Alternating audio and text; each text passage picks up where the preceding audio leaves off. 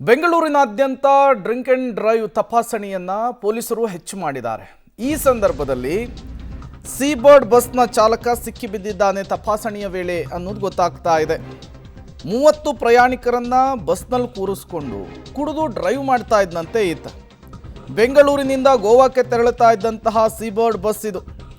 ಉಪ್ಪಾರಪೇಟೆ ಸಂಚಾರಿ ಪೊಲೀಸರಿಂದ ತಪಾಸಣೆಗೊಳಪಡಿಸಿದಂತಹ ಸಂದರ್ಭದಲ್ಲಿ ಗೊತ್ತಾಗಿದೆ.